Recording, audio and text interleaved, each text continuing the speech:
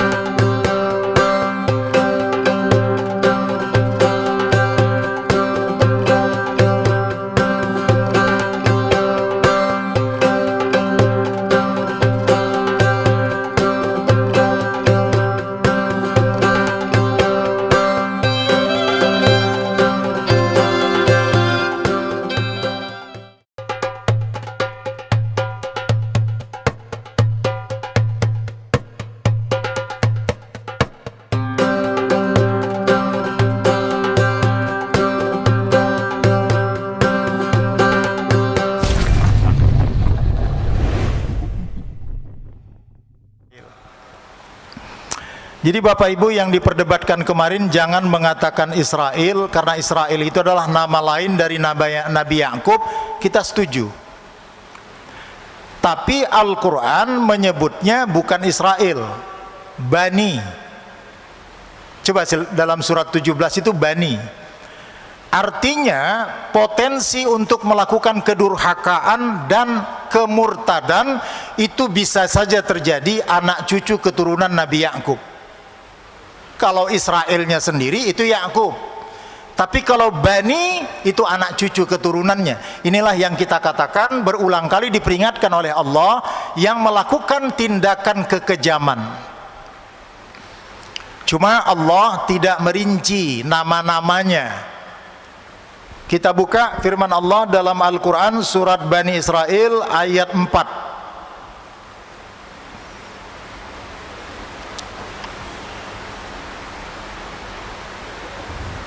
A'udzubillahi minasyaitonirrajim. Ini pernyataan Allah. Wa qadayna ila Bani Israel. Jadi bukan Israel. Wa qadayna ila Bani Israel fil kitab. Apa yang ditetapkan Allah? La tufsidunna fil ardi marratain wa la ta'lunna 'uluwan kabira. Ini dua sifat dari Bani Israel itu. Satu, melakukan kerusakan, kemudian menyombongkan diri.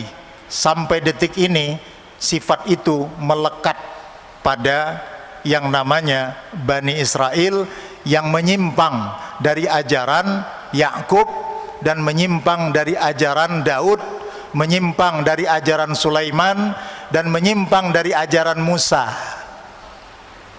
Itu. Karena itu adalah dari kalangan Bani Israel.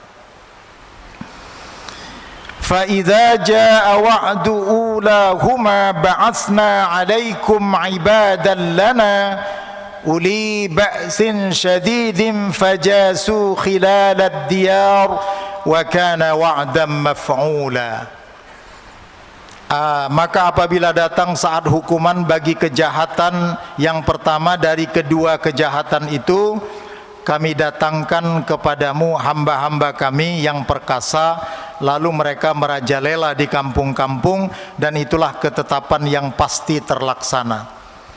Ayat ini sulit dipahami kalau tidak melihat tafsir.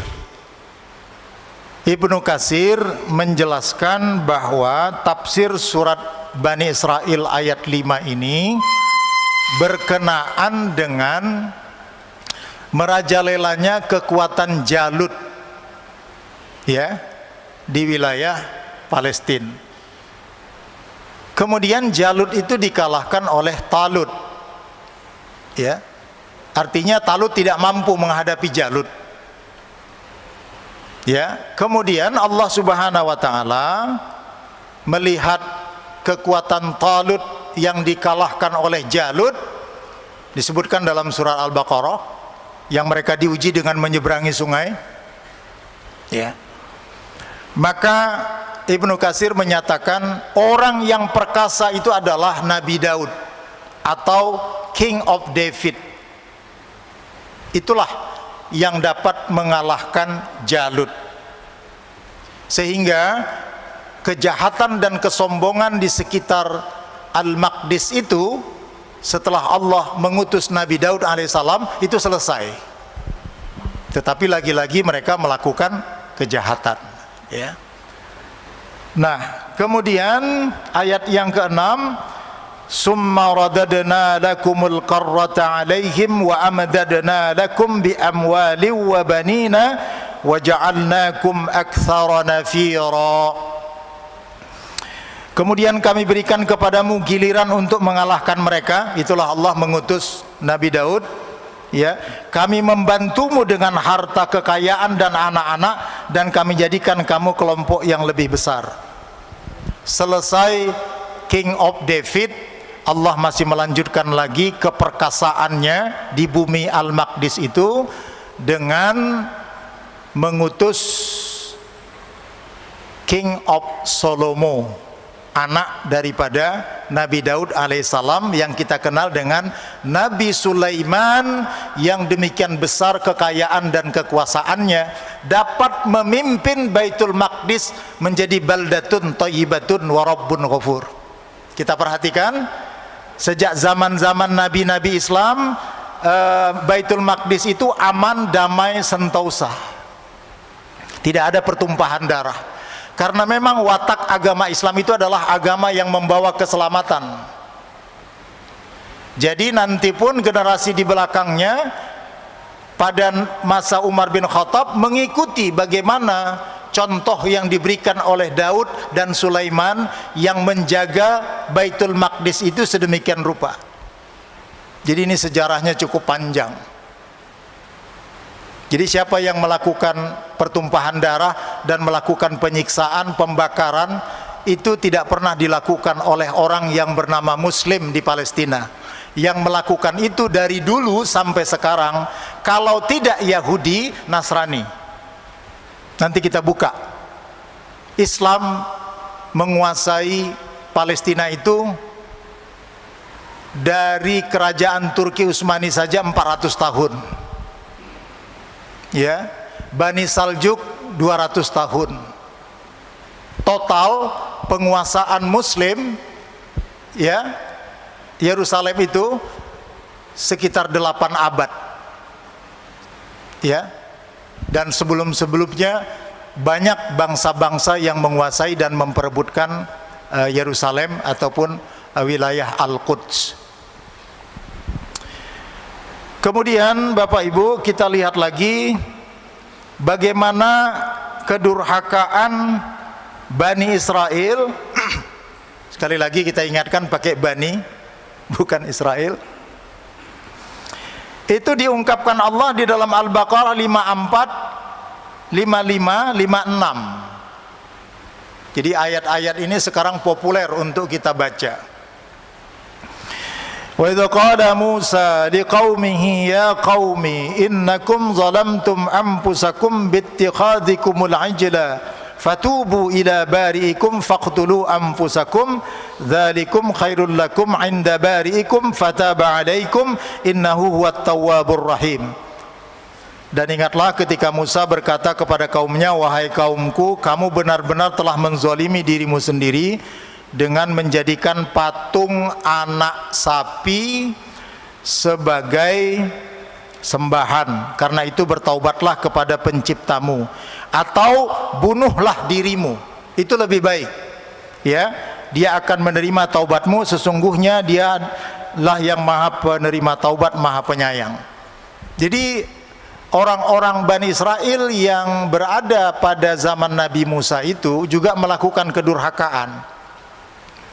Disuruh menyembah Allah, dia ciptakan patung sapi dari perunggu.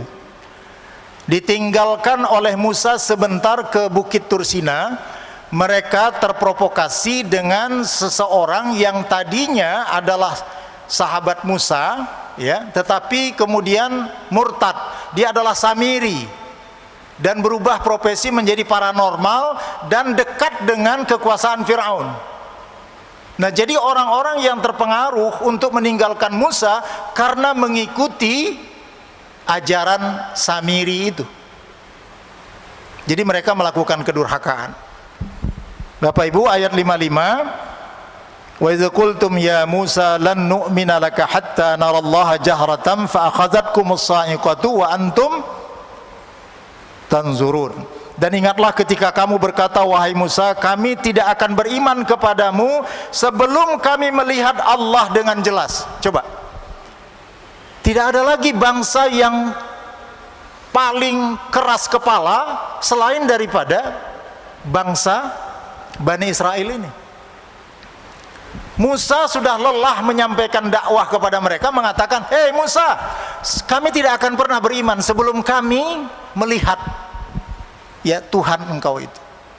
Maka Musa pun ketika itu memohon kepada Allah agar Allah menampakkan dirinya. Tapi apa yang terjadi? Sebelum Musa berkedip, maka bukit Tursina sudah hancur karena tidak mungkinnya Allah untuk dilihat. Ya, itu diceritakan di dalam Al-Quran ketika Musa memohon supaya Allah memperlihatkan dirinya karena permintaan dari kaumnya. Ternyata Musa bertaubat kepada Allah Subhanahu wa taala karena terpengaruh juga dengan permintaan kaumnya demi untuk membawa mereka kepada keimanan.